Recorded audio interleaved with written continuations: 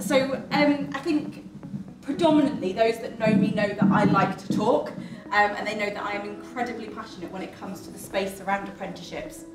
So I'm going to talk you through some of the great things about apprenticeships within the builders merchant side of things, so actually what we do within merchanting and how that fits into KBB.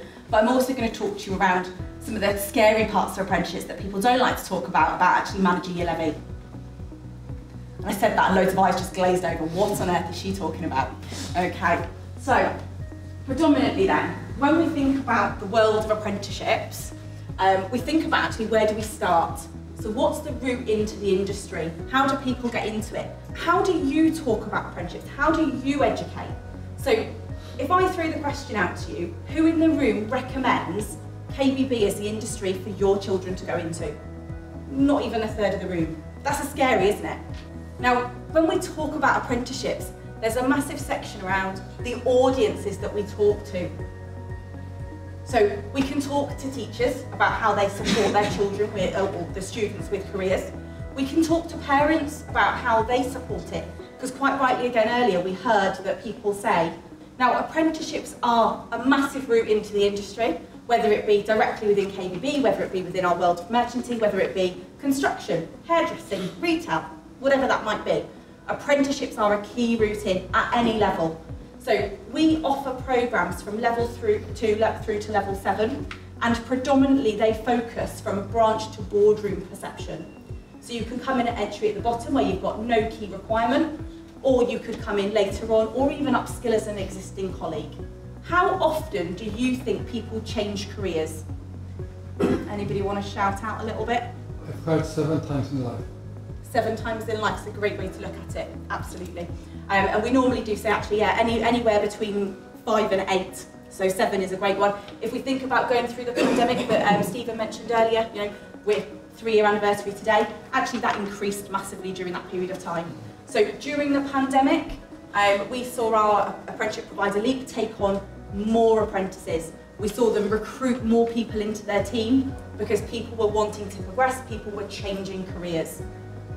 Apprenticeships, great route to support that development. It's not just about that entry in at 16, 17, 18, but ongoing progression and upskilling as well.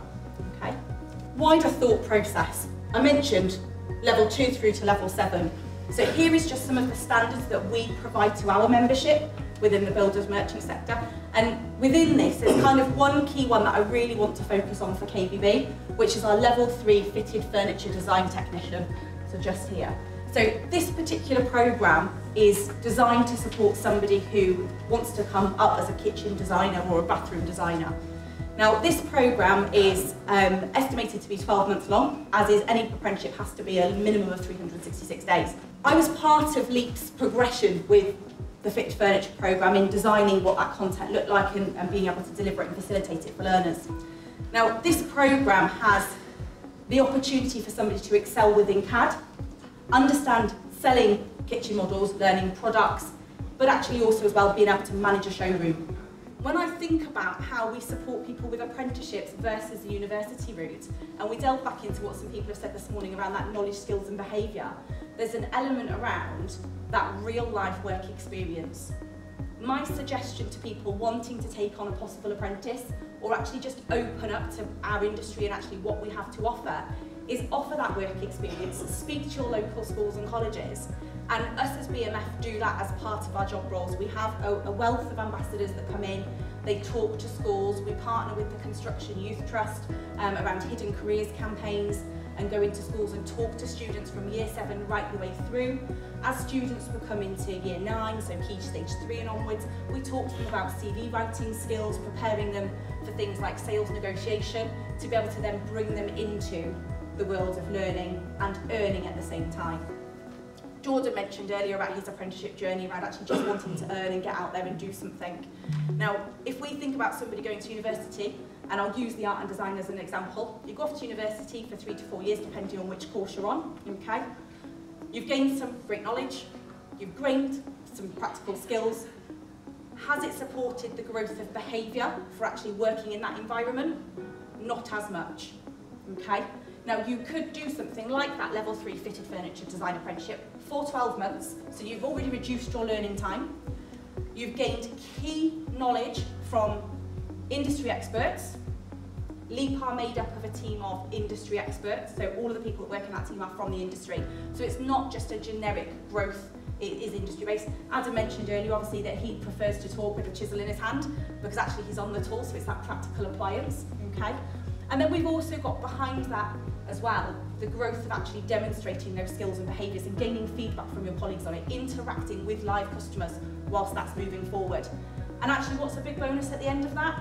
They've gained their qualification, potentially supported with maths and English during the course of that as well, so gained that additional qualification from their academic levels that they may have struggled with or may not have struggled with and already had it when they started the programme.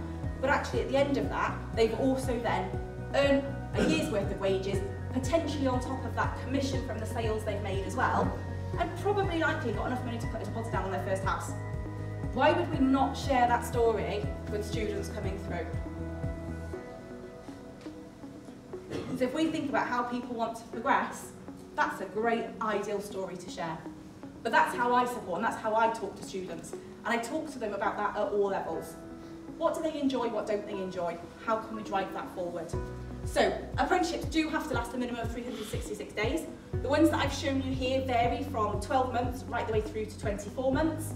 And then if we do go on to the further education around the level 6 and level 7, which is equivalent of your bachelor's and your master's degrees, they are approximately 3 to 4 years, and some of them do extend into 5 years depending on which options you choose as well. Okay. Now from a costings point of view for your levy, they vary. What we refer to with an apprenticeship is they have a funding cap against them. So if we take a level 2 standard, the funding cap on that is around about £4,000 as a starting point. Okay. If we take something like the fitted furniture design at level 3, that's got a £7,000 funding cap applied to it. Okay. Now if you're a levy payer, i.e. you have a wage bill that's over £3 million, that essentially is already covered because you've already paid it as part of that levy. Okay. So effectively you're just getting something back for that tax that you've just paid. Okay. That sounds a bit more positive, doesn't it? Getting something back for something you've paid out for already rather than just losing it. Okay. And the more apprentices you put through, the better you get out of it. Okay. It's the same as anything. The more you put in, the more you get back. If we start to look at those that are non-levy payers, okay, so those of you that have got a wage bill of less than £3 million, you can still claim 95% of funding for any of these programmes through the government. Okay, so through that apprenticeship account, you can still claim 95% of funding. So even for a programme that's at a £7,000 funding cap, the outlay out of your pocket is still only £300. Okay. So really, when you think about it, for a 12-month programme to train somebody and support them and give them a structured movement going forward to develop, it's a pretty small price to pay in my book. Yeah? And with an apprenticeship, if you are taking on somebody brand new, if they are between the 16 to 19 category, you can gain a £1,000 incentive payment and you don't pay national insurance. Woo! That's a big bonus, isn't it? Saw a few smiles around the room then, a little bit of a widened eye there, okay? So, here is just a demonstration for you of a typical route within a merchant's, okay? So if I said to you the average builder's merchant has over 160 job roles just in a single branch, okay? If we look at that on a wide scale, Stephen's looking at me as if to say, what do you mean a single branch, 160 job roles? There are so many titles for roles. So if I said to you, there's 84 job titles that all effectively cover the job description of somebody on a level 2 trade supply qualification. 84 job titles. I've done the research, I sat and trawled through it. From a typical national merchants, including head office roles, there is 864 job roles listed for a national merchants. And a lot of it comes down to actually what's the job specification, what are we trying to achieve? So by going into the standard and breaking down that knowledge, skill and behaviour, what's the output? That will help us to be more descriptive on what we recommend and offer from a training perspective. So that level 2 trade supplier apprenticeship, that will effectively cover anybody that works in the basis of a yard, cover the trades counter, sales and merchandising, a little bit of invoicing, general customer service, and support them through stock replenishment and shrinkage for your merchants. And there's 84 job titles for that. Pretty scary, huh? And that's where things start to get a little bit more complicated. So as we break this down for you, typically, I've just structured them from a level 2, level 3, and so forth through. But it just shows how you can bounce from job role to job role, which demonstrates a clear pathway of progression. It also shows that you don't have to enter a business here. You can enter a business here, or even up here, and you still have a pathway to learn and progress. You still have an opportunity, which gives us what? Colleague retention. What we know in our industry within the construction supply chain is that we lose roughly 10,000 people a year to retirement, and we're only bringing in about 5,000 new people a year, which again is a scary statistic, isn't it? Okay. I have a list of things that are support in terms of driving what benefits and advantages there are to business and employees for training them or putting them onto an apprenticeship. My biggest top tip behind it is set them up a buddy system. So give them somebody in the business that can mentor them and be their key support. It will help with productivity, it will help with the morale in your team. It will give people that clear pathway and progression route, the development that they so longingly look for, okay? As it stands at the moment, there's about £3.3 billion of unspent levy money sat around. If everyone that had a levy pot that they were already paying into spent their levy, we'd be able to combat the skills crisis that's out there at the moment for the industry. Really scary. So if we are to work hard and we actually put into place and utilise what's available to us, we can combat several problems in one go. Now, those people that are levy payers that might not have the feasibility or be currently, utilising their levy pot, they can pledge it to support the smaller organisations. So if you do have a smaller organisation that is currently not able to fund an apprentice, etc., you can actually pledge some of your levy to support them, and you can pledge up to 25% of funds to do that. The really scary part for people is how to manage the account. So they kind of log in and they might see some money going in and some money coming out, not really understand where it goes, okay? We can support you with that, okay? So do feel free to reach out. I'm more than happy to help out where I can. The key thing with managing the account is you can have vacancies on there. They get pulled straight through to Find an Apprenticeship website.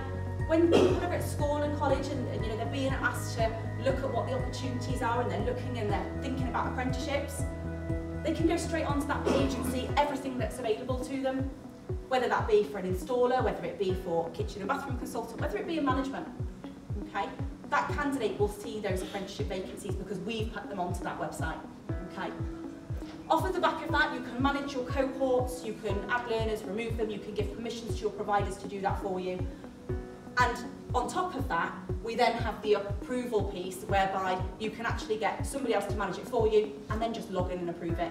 I currently at the moment support this for multiple members within the BMF on that sort of scale, and it just helps reduce some of your admin that you might need to do.